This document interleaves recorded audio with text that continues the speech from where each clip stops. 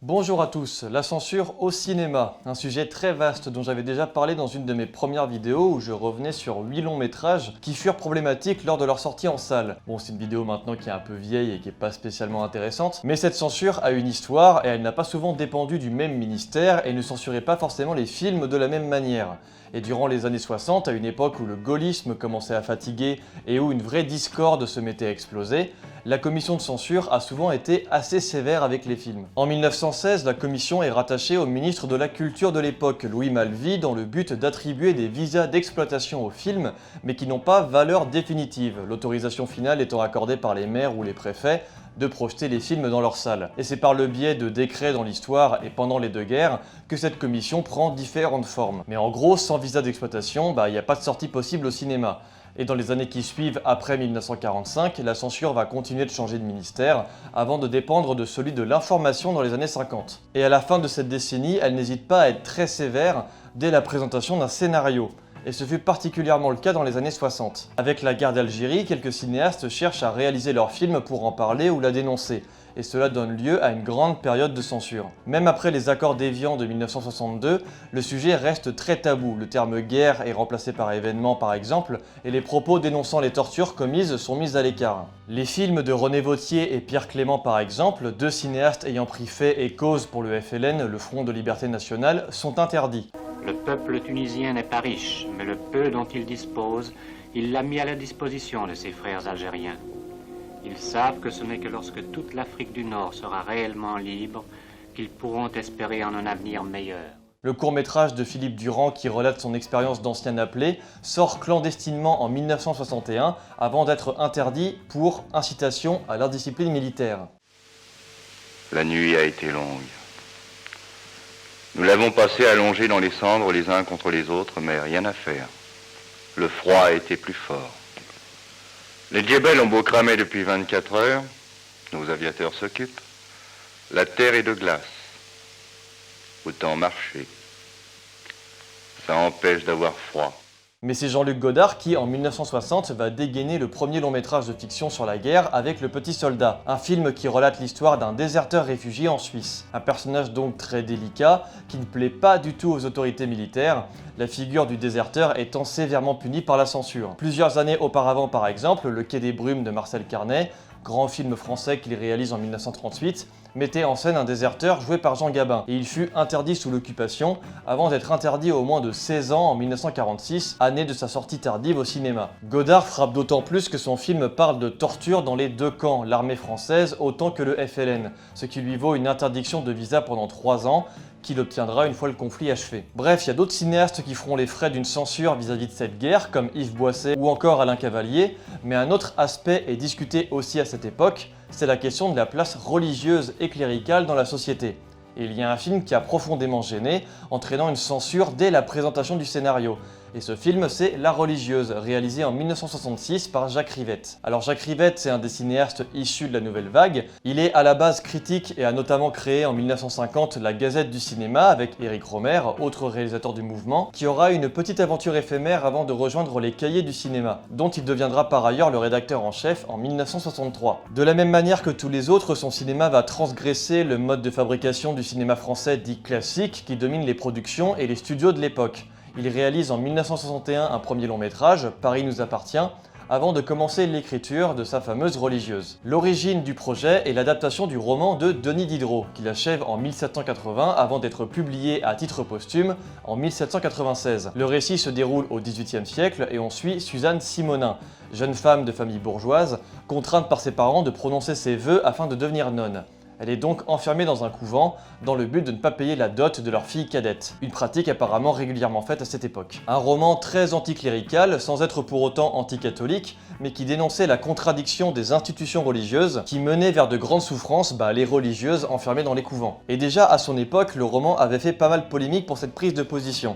Et 200 ans plus tard, c'est la même chose. À une période trouble où les traditionalistes font face à une jeunesse de plus en plus mouvementée, perdue et qui dénonce le gaullisme, le film ne manque pas de se faire épingler par la commission de censure, à l'étape même du scénario comme je le disais. Mais pourtant, l'adaptation du roman avait déjà été réalisée par Jacques Rivette lui-même, quelques années plus tôt en 1963 pour le théâtre. Alors petite rectification par rapport à ça, ce n'est pas Jacques Rivette qui a réalisé la pièce de théâtre, c'est Jean-Luc Godard, mais c'est Jean Gruau qui a participé à l'écriture du film La Religieuse avec Jacques Rivette, qui avait fait en fait cette pièce de théâtre avec Godard et Rivette dans l'objectif d'essayer de faire une sorte de test au théâtre des Champs-Élysées à Paris, pour voir si ça passait aux yeux de la censure. Et du coup ça avait marché à l'époque pour la pièce de théâtre, mais ça a bloqué pour le film. Et cela n'avait pas posé spécialement de soucis, mais là ça coince. La commission de pré-censure refuse le scénario avant de l'accepter uniquement s'il est interdit au moins de 18 ans, ce qui est déjà débile quand on voit à quoi ressemble le film, mais on va y revenir. Mais ce n'est pas suffisant, le projet est alors soumis à un appel à la censure de la part de religieuses et d'associations de parents d'élèves de l'enseignement privé,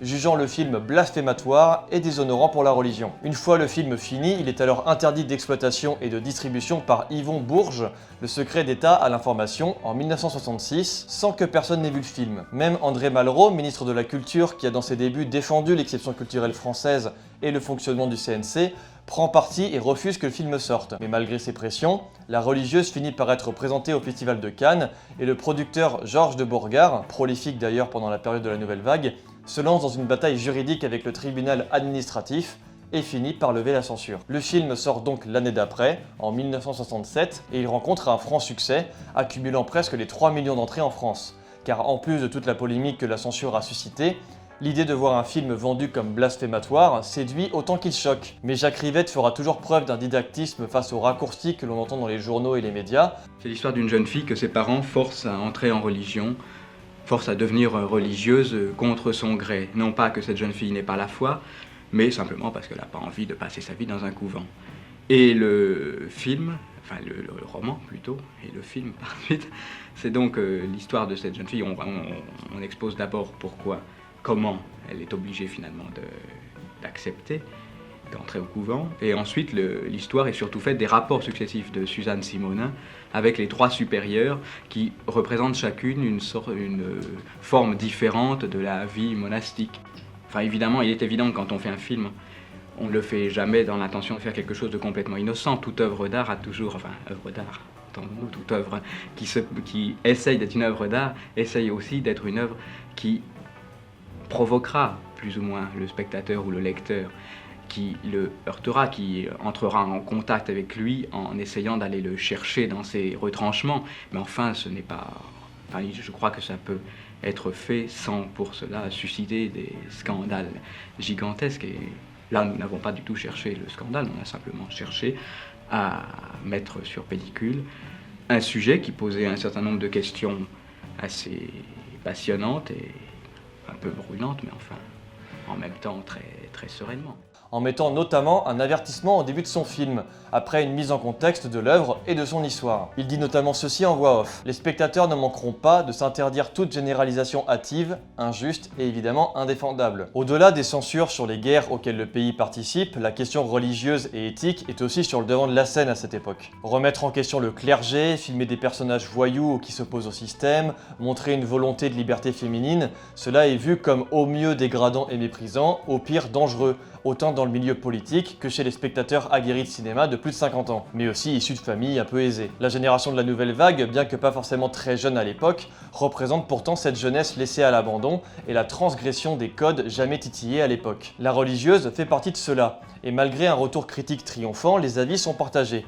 Mais c'est un film qui est très intéressant de par son austérité et surtout par le lien très proche que Rivette accorde au théâtre. Et c'est d'ailleurs un art qui va souvent toucher les œuvres de Rivette à l'avenir, qui tentera au fur et à mesure des films expérimentaux, en mettant en scène des récits s'articulant autour du théâtre. Le film commence d'ailleurs par les 3 coups de bâton que l'on donne avant que la pièce ne commence, comme si Rivette tenait à prévenir que l'œuvre allait s'inspirer des codes de théâtre. Et il est vrai que dans sa forme, d'abord très austère dans son rythme et le jeu des comédiennes, le film ne va pas laisser place à un montage académique.